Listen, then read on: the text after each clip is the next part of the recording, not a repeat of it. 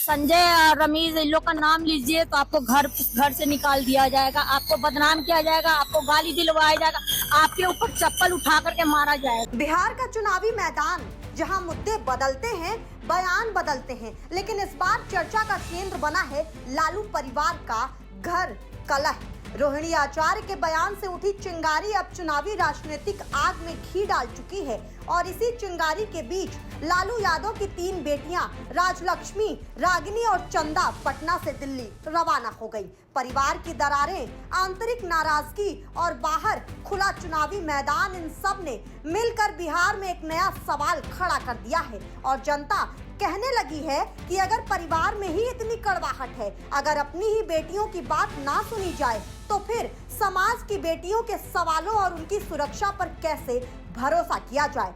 पटना की हवा में तनाव, दिल्ली की राजनीति में हलचल और इन सब के बीच लालू परिवार का बढ़ता गृह कलह सुर्खियों में केंद्र बना हुआ है। रोहिणी आचार्य के तीखे बयान ने रिश्तों की परतों को एक एक करके उधेड़ दिया है।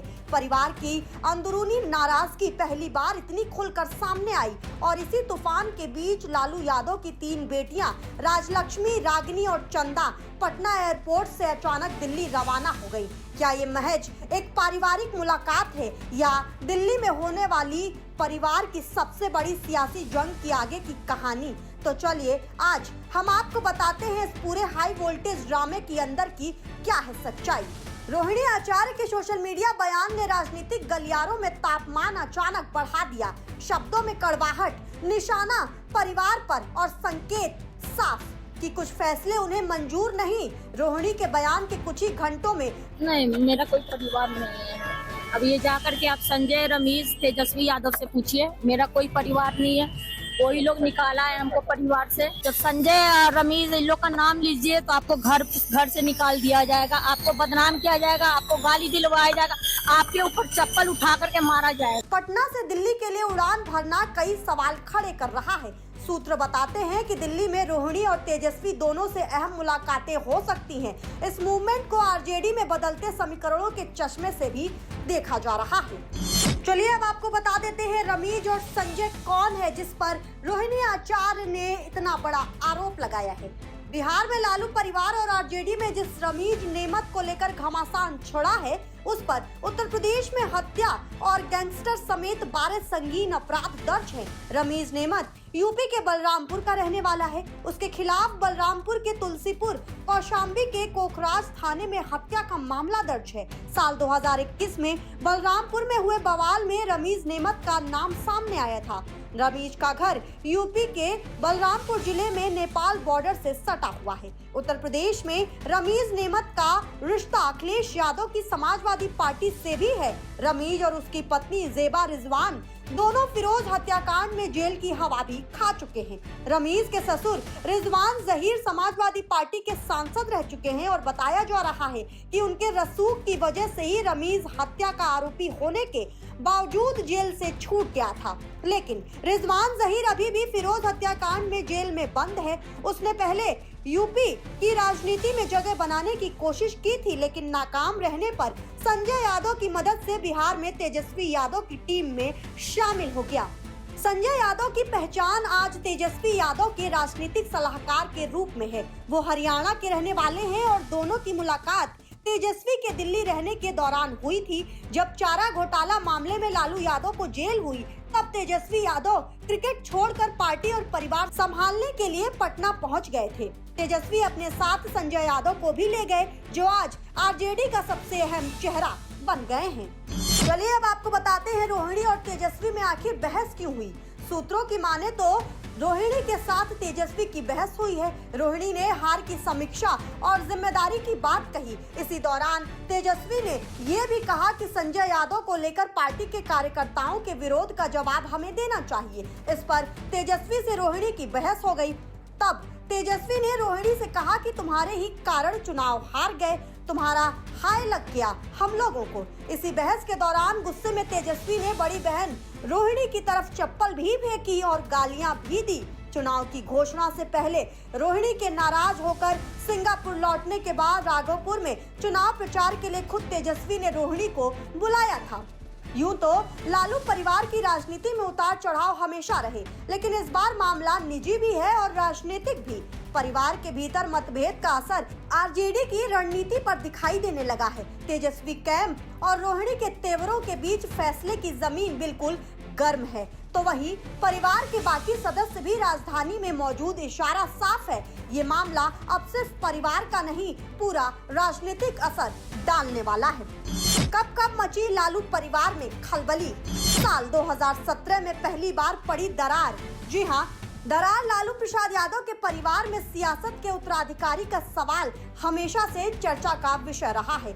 जब 2017 में चारा घोटाले में लालू यादव जेल गए तो उन्होंने पार्टी की कमान छोटे बेटे तेजस्वी यादव को सौंप दी। ये कदम बड़े बेटे तेज प्रताप यादव को नागवार गुजरा और तभी से दोनों भाइयों के बीच राजनीतिक वर्चस्व की लड़ाई शुरू हो गई।